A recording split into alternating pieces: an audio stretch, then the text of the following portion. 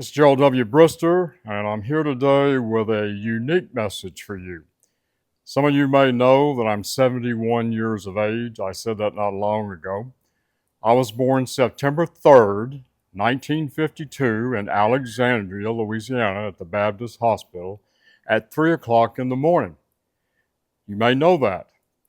But what you don't know, I think, only a few close friends here in town know, that Gerald W. Brister died May 22nd, Wednesday, a week ago, at the Adventist Hospital here in town.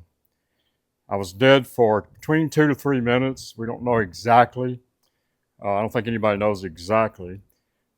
But I felt like I needed to tell you guys because some people in Texas know and word's going to kind of get around.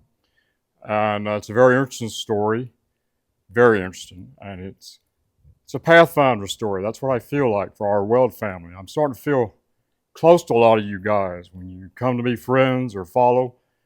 And I look at your life a little bit. I see your homes, you young guys. You have little kids. You have this girl you love, and you have a farm, and it's a great life. And some of you I've chatted with, or you text back and forth, and I feel like I know you now. All of you guys are my grandkids, are my son's age. It's hard to believe. Inside, I feel like I'm 55, but outside, I know I'm 71. Okay. I've always been strong and healthy, never been in a hospital in my life. I have had many near-death experiences, and I might talk about them a little bit here in the future. But this one started at home, and I was stubborn. I went down and should have went by ambulance the first time. I am angry since the pandemic. I had a lot of friends that died in hospitals, and I had made my wife promise she wouldn't take me to the hospital. I did not want to get shot up. And I was willing to die at home. I said, let me die at home. My wife is not a mean person like I am. She is a tender soul. And she agreed to it. And to her credit, the first time I went down, she wanted to take me, and I said no. I said, I just want to go lay down for a minute. I lay down for about 2 hours, and I felt better. I think I got up to go to the bathroom, and when I was coming back, I passed out, and she found me on the floor. They think that I had 2 mini strokes. They don't know what happened.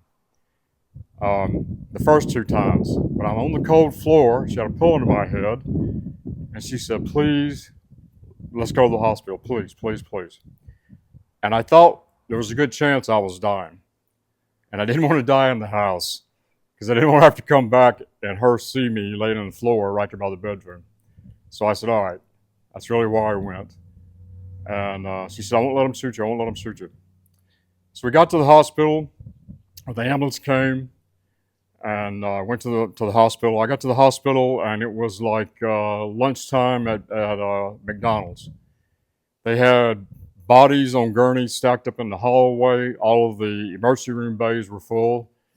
And they wheeled me into a dead-end alleyway there with the door open, and I could see all the mops and the buckets.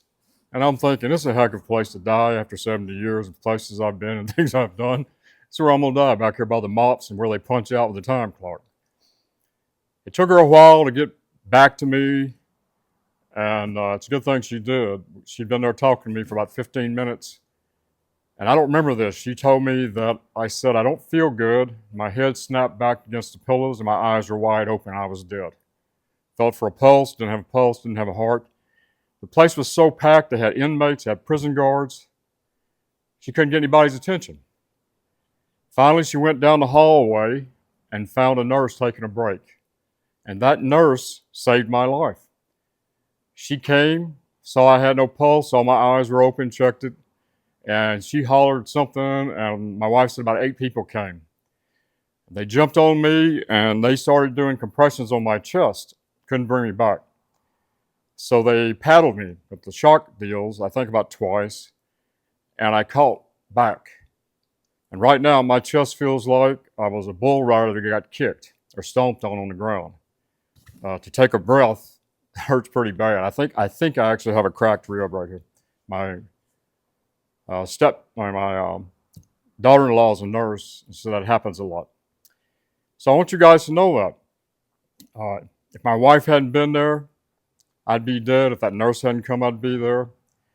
But I want to tell you about dying because I had prayed for a long time. I wanted to be alive 3 days if I was dying in my right mind so I could tell my grandchildren and children how it feels to die, what you experience.